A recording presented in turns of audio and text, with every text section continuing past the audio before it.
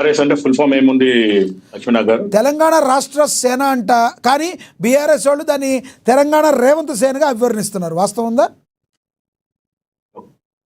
ముందుగా ANN news ప్రేక్షకులకు, మీకు ప్యానెల్లో ఉన్న వారికి నమస్కారం. నమస్తే సార్. అయితే మొత్తానికి కవితకి కొత్త పార్టీ ఈరోజు ఆవిర్భవించినందుకు ఆమెకు నా తరఫున శుభాకాంక్షలు.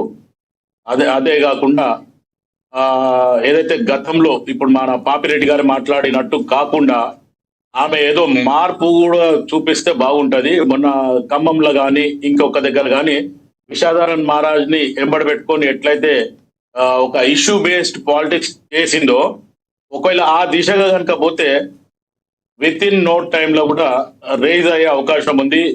అవసరమైతే రేపు ప్రతిపక్షంకి కూడా రావచ్చు. ఎందుకు చెప్తున్నా ఈ మాట అంటే, ప్రజలల్లా ఈరోజు ఒక ఆలోచన ఏమొచ్చిందంటే, పాలిటిక్స్ ప్రతి పార్టీగా పాలిటిక్స్ చేస్తున్నారు, ఇష్యూ బేస్డ్ పాలిటిక్స్ కానీ ఒక ప్రాబ్లమ్ సాల్వ్డ్ పాలిటిక్స్ కావాలనేది ఒక ఆలోచన ఉంది. అయితే గతంలో ఇదే కవితని నేను కూడా ఎన్నో సార్లు లిక్కర్ రానని, లేకపోతే నువ్వు బుర్జ్ ఖలీఫాలో ఎట్లా సూట్లు సంపాదించినవని, డాలర్స్ కాలనీకి ఇల్లు ఎట్లా వచ్చిందని, లేకపోతే నువ్వు బ్యూటీ పార్లర్ పెట్టినావు, ఆ బ్యూటీ పార్లర్ లో నిజంగా ఎట్లా సంపాదించినావు చెప్తే నేను ఇంకా తెలంగాణలో మహిళలకు చెప్తా అని చెప్పి నేను కూడా గతంలో చాలా సార్లు మాట్లాడడం జరిగింది, మన ఛానల్ కానీ ఇతర ఛానళ్లలో లైవ్ డిబేట్ లో. కానీ నేను మొత్తానికి ఏదైతే ఈ ఖమ్మంకి ముందు నుంచి కూడా కవితను కొంచెం గమనిస్తున్నాను. ఆమెలో ఏదో మార్పు కనబడుతుంది అనే ఒక ఆలోచన మటుకైతే నాకు, అంటే ఒక 43 years నేను పార్టీలో ఉన్నా కాబట్టి పార్టీలో ఏం జరుగుతుంది, నేను గతంలో కూడా ఇదే కేసీఆర్ తెలంగాణ రాష్ట్రం ఏర్పడుతుంది అనే ముందు కూడా కేసీఆర్ కి 2013 కూడా ఒక 4 to 6 pages గతంలో కాంగ్రెస్ పార్టీ చేయలే, మీరు ఈ దిశగా పొండి అని చెప్పడం జరిగింది. కేసీఆర్ కూడా చాలా చాలా మాటలు చెప్పిండు. కానీ అది పాటించకపోవడానికి కారణం కేసీఆర్ కి వాళ్ళ కొడుకు కోడలు కొడుకు బిడ్డ, తర్వాత అల్లుడు, ఇంకా మిగతా వాళ్ళ తోటడులు కొడుకు, ఆ దిశగా కేసీఆర్ మొత్తానికి బిడ్డ అంటే ఎవరండి? బిడ్డ కవితనే. అదే కవిత కదా ఇప్పుడు మళ్ళీ తీసుకొచ్చి కొత్త పార్టీ పెట్టింది అంటే అనకూడదు, కానీ అంటే కొత్త సీసాల పాత సారే అంటారా? ప్రజలని మభ్య పెట్టడానికి ఇప్పుడు కేసీఆర్ లాగా మాట్లాడడానికి మటుకు అటు హరీష్ రావుకి కానీ, కేటీఆర్ కి కానీ, సంతోష్ రావుకి ఆ స్టఫ్ లేదు. ఈరోజు కవితకు ఆ స్టఫ్ ఉంది. కేసీఆర్ తర్వాత ఖచ్చితంగా ఒక దిట్టగా మాట్లాడేది కవితనే, ఆర్ ఇష్యూ బేస్డ్ పాలిటిక్స్ మాట్లాడుతుంది. మొన్న కూడా నేను ఆర్టీసీ సమ్మె రోజు కూడా చూడడం జరిగింది. మన కాంగ్రెస్ పార్టీకి ఆల్రెడీ సమ్మె ముగిస్తుంది. ఆల్రెడీ ముఖ్యమంత్రి రేవంత్ రెడ్డి గారు చెప్పిండ్రు, పున్న ప్రభాకర్ గారు మీ మంత్రులు చేస్తారని చెప్పిన తర్వాత కూడా రాత్రి 2 గంటలకు ఆ మహిళ అక్కడ హాస్పిటల్ కి పోవడం, నిజంగా కూడా కంచన్ బాగ్ దగ్గర పోవడం కూడా నేను చూడడం జరిగింది. కానీ ఆర్టీసీ కార్మికులు మాకు అన్యాయం జరిగిందని రోడ్డుని ఎక్కినప్పుడు కవిత గారు కూడా మరి అది అప్పుడులో ప్రభుత్వంలోనే ఉన్నారు, అప్పుడు ఏమి చేయలేకపోయారు ఆర్టీసీ కార్మికులు. కాబట్టి ఈ రోజున వచ్చి నేను సంఘీభావం తెలుపుతున్నానంటే ప్రజలు నమ్ముతారంటారా? అంటే లక్ష్మీనాథ్ గారు, జస్ట్ దూత్ కా దూత్ పానీ కా పానీ అనే రకంగా మనం మాట్లాడాలి. ఎందుకంటే అప్పట్లో కవిత డిసిషన్ మేకర్ కాదు. ఇప్పుడు కవిత, ఆమె ఇంతకుముందు తెలంగాణ జాగృతి అయిపోయినా సరే, లేకపోతే ఈరోజు తెలంగాణ సేన అయినా సరే, అయితే దీని విషయంలో ఆలోచిస్తే ఇప్పుడు ఆమె డిసిషన్ మేకర్. ఆమె ఒక మహిళ ఉండి వాళ్ళ అనుచరులు ఎవరో తెలిసిన వాళ్ళనో, లేకపోతే ఆమె ఫాలోవర్స్, లేకపోతే పాపిరెడ్డి గారు అన్నట్టు ఆమె డబ్బులు ఇస్తే వచ్చిన వాళ్ళు మొత్తానికి రాత్రి 2 గంటలకైతే అక్కడ పోయింది కదా, పోయింది. అక్కడ వాళ్ళని పరామర్శించడానికి ఉంది, పోలీసులతో కొంచెం వాగ్వాదం చేసింది. At least she showing. అయితే ఇదే దిశగా ముందుకు పోవాలా. అండ్ ఆమెకు ఇప్పుడు ఈరోజు గైడ్ చేసేటోళ్ళు కానీ కొంతమంది ఆమె ఏదైతే తెలంగాణ జాగృతి సందర్భంగా కూడా మనతోని చాలా డిబేట్లలో వాళ్ళు పార్టిసిపేట్ చేసిండ్రు. వాళ్ళు మొత్తానికి సబ్జెక్టు తీసుకొని ఆ సబ్జెక్ట్ మీద అధ్యయనం చేసి మాట్లాడుతున్నారు. కానీ ఇది కంటిన్యూ అయితే మటుకు రేపు రాబోయే ఎలక్షన్ వరకు మటుకు మార్పులు ఉంటాయి.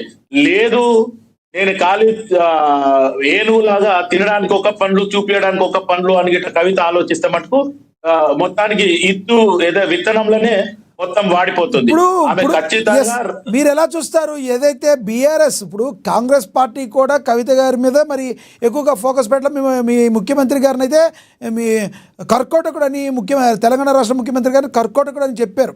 కానీ ఈ రోజున టీఆర్ఎస్ అంటే తెలంగాణ రాష్ట్ర సేన కాదు, అది తెలంగాణ రేవంత్ సేన. రేవంత్ రెడ్డి గారి మరి వెనకాల బ్యాక్గ్రౌండ్ ఉన్నారని బీఆర్ఎస్ ప్రొజెక్ట్ చేయడాన్ని ఎలా చూడాలంటారు? బీఆర్ఎస్ వాళ్ళకి మొత్తానికి ఇప్పుడు దమ్ము లేదు. మొన్న మనం కేసీఆర్ గారిని కూడా జూడ్సం చేసుకుంది. కొంగర్ కలాన్లా మాట్లాడిన దానికంటే కొంచెం ఎక్కువ మాట్లాడింది జీవన్ రెడ్డి సభ. అది జన ఆశీర్వాద సభ కాదు, జీవన్ రెడ్డి ఆశీర్వాద సభ అని చెప్పి నేను గతంలో కూడా ఎన్నో డిబేట్లకు చెప్పడం జరిగింది. నేను ఇప్పుడు కూడా ఏం చెప్తున్నా అంటే, కవితకి సూచన సలహా అనుకోండి నా తరఫుని. ఆమె ఏదైతే సబ్జెక్ట్ బేస్ లేకపోతే ఇష్యూ బేస్డ్ పాలిటిక్స్ చేస్తేనే రేపు ఆమెకు మనుగడ ఉంటది, లేకపోతే విత్ ఇన్ నో టైంలో ఆమె పార్టీ వైండప్ అవుతుంది. రైట్. రామ్మోహన్ గారు ఏమంటారు మీరు? రైట్, బీఆర్ఎస్ రామ్మోహన్ గారు అయితే అందుబాటులో లేరు. ఏంటో బీఆర్ఎస్ నాయకులందరికీ ఈరోజు మరి ఒక కాలరాత్రిగా అనిపిస్తుందా? మరి వాళ్ళు ఎలా ఉంటారనేది పాపిరెడ్డి గారు చెప్తారు. పాపిరెడ్డి గారు ఏమంటారు? బీఆర్ఎస్ వాళ్ళకు ఏదైతే తెలంగాణ రాష్ట్ర అనే పదాన్ని ఎప్పుడైతే వాళ్ళు పోగొట్టుకున్నారో, బీఆర్ఎస్గా అవతరించిందో, మరి తెలంగాణ రాష్ట్ర సమితి టీఆర్ఎస్ అని ఈ రోజున ఆవిడ మరి ఆ పార్టీని పెట్టడం, ఒక 70 ఏళ్ళు 80 ఏళ్ళు పైపడిన వాళ్ళందరికీ కూడా ఇప్పటికి కూడా టీఆర్ఎస్ అనే పేరు వినబడితే వాళ్ళకి మరి ఈ యొక్క పేరు అనేది అడ్వాంటేజ్ అయ్యే అవకాశం ఉందంటారు ఏమన్నా కవితకి? లక్ష్మీనాథ్ గారు టిఆర్ఎస్ అని పెట్టినంత మాత్రాన తెలంగాణ ఆటోమేటిక్ గా దానికి తెలంగాణ వాదము, తెలంగాణ ప్రజలు లేకపోతే మిగతా వాళ్ళు కవిత రావడం అన్నది మాట్లాడే ఇప్పుడు ఏది ఇష్యూ బేస్డ్ పాలిటిక్స్ లేకపోతే విషయాల మీద చింతనమో అయితే ఒకటి శివరాజ్ యాదవ్ ఏమైందంటే, ఇప్పుడు కూడా మనిషిని 2 విధాలుగా చూస్తారు. అధికారంలో ఉన్నప్పుడు ఎట్లున్నావు, అధికారం పోయిన తర్వాత ఎట్లున్నావు. లేకపోతే కొత్త వాళ్ళు వచ్చారు. ఇప్పుడు ఎన్టీ రామారావు అధికారం కొత్తగా వచ్చాడు, ఆయనకు సమస్య లేదు. కొత్తగా రాజకీయ సినిమాల నుంచి రాజకీయాలకు వచ్చాడు. కానీ ఈమె ఆల్రెడీ టిఆర్ఎస్ లో ఎంపీగా, ఎమ్మెల్సీగా, అంతకుముందు టిఆర్ఎస్ లో ఉండి 10 ఏళ్ళు అధికారం, అంటే టిఆర్ఎస్ పోయే వరకు కూడా, లిక్కర్ స్కామ్ బయట పోయే వరకు కూడా పూర్తి అధికారాన్ని ఆమె అనుభవించింది, దానిలో ఉన్నది. అంటే ఇప్పుడు ఏం మాట్లాడినా కూడా, నేను గట్టిగా ఏం చెప్తానంటే, అవి ఏం మాట్లాడినా కూడా టీఆర్ఎస్ చేసిన 9.5 ఏళ్ళు 9 ఏళ్ళు అట్లా ఆమె కూడా వర్తిస్తుంది. ఎందుకంటే ఆమె కూడా భాగస్వామి అంటారు. ఆమె ఏమీ వేరే లేకుండా ఇప్పుడు బయటకు వచ్చి కుటుంబ గొడవలతో జరిగిన అనేకమైన వివాదాలతో బయటకు వచ్చిన తర్వాత వివాదాలు పెట్టుకున్నప్పుడు అవి ఆమె ఎంతసేపు అబద్ధము, లేకపోతే వాళ్ళు ఎక్కువ తిన్నారు, వీళ్ళు ఎక్కువ తిన్నారు, వాళ్ళు విడిపోయి మాట్లాడేది జనాల గురించి మాట్లాడలేదు. కానీ ఎప్పుడైతే నేను రాజకీయాలకు వస్తాననుకున్నాను అప్పుడు కొంచెం జనాల గురించి, రాజకీయాల గురించి మాట్లాడడం మొదలుపెట్టింది. అయితే ఒకటేంటంటే, ఇప్పుడు జనాలు ఎట్లా చూస్తారంటే, ఆ 10 ఏళ్లలో నిజంగా ఆమె ఇప్పుడు చెప్పినవన్నీ కూడా సామాజిక న్యాయము, తెలంగాణ వాదము, లేకపోతే ఈ రైతులు, లేకపోతే మిగతా అన్ని విషయాలలో ఆమె అప్పటి నుంచి కూడా క్రియాశీలకంగా పాల్గొని ఇష్యూ బేస్డ్ గా ఉండి మాట్లాడితే జనాలు సరే ఈమె బయటకు వచ్చినా కూడా ఈమె ఎప్పుడు కూడా సూత్రబద్ధకంగా ఉన్నది, సమస్యల మీద మాట్లాడింది, సమస్యల మీద కొట్లాడింది అని అనుకోవడానికి అవకాశం ఉంది. కానీ అది ఎప్పుడు కూడా ఏ సంబంధం ప్రజల్లో అందరిలో ఒకటే ఉత్కంఠ రేగుతుంది. ఇప్పటి వరకు పాపిరెడ్డి గారు ఏదైతే కవిత గారు ఆరోపణలు చేస్తాం గత 4-5 నెలలుగా మనం చూస్తున్నాం. దీనికి సంబంధించి గులాబీ బాస్ కూడా ఇరుకున్న పడిన ఉంటే, లేదంటే పడకపోతే ఆయన మాట్లాడి ఆయన నోరు విప్పాల్సి ఉంటుంది. ఓవైపు కొడుకు అనుకోవాలా, ఓవైపు కూతురు అనుకోవాలా, కానీ ఆయన కొన్ని మాటలకి సమాధానం చెప్పాల్సిన అవసరం ఉంటుంది. మొన్నటి వరకు అయితే దాటవేత ధోరణి ప్రతి ఇంట్లో ఉంటుంది కదా అని కేటీఆర్ కావచ్చు, అదేవిధంగా కేసీఆర్ కావచ్చు తోసిపుచ్చారు. ఈ రోజున ఇప్పుడు మాట్లాడే ప్రతి మాటకి ఇక్కడి నుంచి బీఆర్ఎస్ కూడా మరి స్ట్రాంగ్ కౌంటర్స్ ఇస్తుంది, ప్రశ్నలు వేస్తుంది అనుకోవచ్చా? ఇప్పుడు అదే చెప్తున్నా. ఇప్పుడు ఒకటేంటంటే ఈమె ఇప్పుడు ఆ బాణం వేసినప్పుడు బాణం ఎదురుగా చిత్రాలు, కానీ ఆ బాణం ఆమె కూడా తాగే అవకాశం ఉన్నది. బీఆర్ఎస్ ను కేసీఆర్ ఎంత ఎక్కువ విమర్శిస్తే దానిలో ఆమె కూడా బాగా ఉన్నది. లేదనడంలో పార్టీలో అధికారం అంటకాగింది, అధికారం అనుభవించి అధికారం లేదు. మాట్లాడుకుంటే ఇప్పుడు బయటకు వచ్చిన తర్వాత కేసీఆర్ తప్పు చేసినది, కేసీఆర్ తప్పు చేసిన నీ పరంగా కూడా ఉన్నది కదా, నీ రోజు కూడా ఉన్నది కదా, నువ్వు కూడా చేసినావు. అధికారం నెంబర్ 3 ఆ ఫ్యామిలీ ఉన్నావు కదా, ఉన్నప్పుడు మరి అప్పుడు ఇప్పుడు ఇక్కడ ఆత్మ విమర్శ చేసుకుంటే కవిత అనే మాటలు ప్రతి మాట కూడా ఆమెకి తగులుతుంది. ఎందుకు తగులుతుంది అంటే ఆ 10 ఏళ్లలో ఆమె పెద్దగా గొప్పగా ప్రజల గురించి కానీ తరఫున కానీ ఆమె పెద్దగా పోరాటం చేసి కేసీఆర్ తప్పులు నేను నాన్నగారికి ఇట్లా తప్పులు చేస్తున్నావు అని అగలాల ఎప్పుడైతే అధికారం మీద తర్వాత ఇప్పుడు వైసీపీలో కూడా ఏదైతే జరుగుతున్నది జగన్ వర్సెస్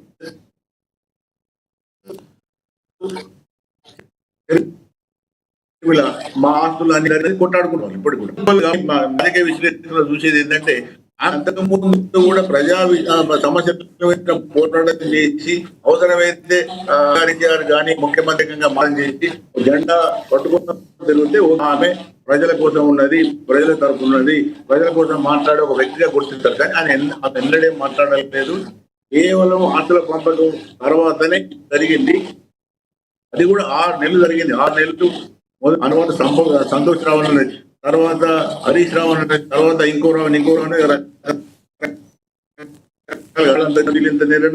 వాళ్ళన్నారు. కాబట్టి అందరి వాస్తవాలు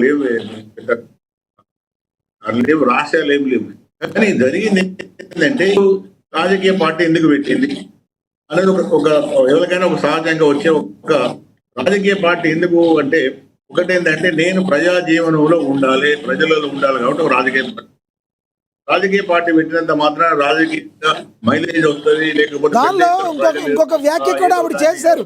ఇళ్ళగానే పండగ కాదు, in front of their is crocodile festival అని ఆవిడే ఒక మాట మాట్లాడారు. అంటే ఎలా చూడాలంటారు? ఆవిడకి ఒక క్లారిటీ ఉందనుకోవాలా? ఇప్పుడు అదే లక్ష్మీనాథ్ గారు, నేను ఒకటి విషయం మిమ్మల్ని కూడా అడుగుతున్నా. ఇప్పుడు దేనికైనా ఒక సందర్భం సైతం ఉంటుంది. నేను మా ప్రొఫెసర్ కోదండరాము కూడా పార్టీ పెట్టిండు. పార్టీ పెట్టి అది అందులోనే ఆ బుబ్బలైపోయింది. దాని పేరు కూడా బయటికి రాలే. ఆయన దాదాపు 15-20 ఏళ్ళు తెలంగాణ కోసం కొట్లాడిండు. ఒరిజినల్ పార్టీ పెట్టి ఆ పేరు కూడా ఎవరు తెలియదు. అంటే ఇప్పుడు పెట్టినంత మాత్రాన చేసినంత మాత్రాన ఏదో పోతుంది. ఇప్పుడు ఎందుకంటే కాంగ్రెస్ బలంగా ఉన్నది, అటు జాతీయ పార్టీ అయిన బీజేపీ సెంట్రల్ లో బలంగానే ఉన్నది, ఇటు ప్రతిపక్షంగా బీఆర్ఎస్ కూడా బలంగానే ఉన్నది. ఈ 3 బలమైన పార్టీల మధ్య ఆమె వచ్చి ఎక్కడ నిలవకుండా ఆమెకు వచ్చే ఎక్కడ ఉంటది? ఆమెకు ఆ స్పేస్ వచ్చే అవకాశాలు నాకు అసలు రావు.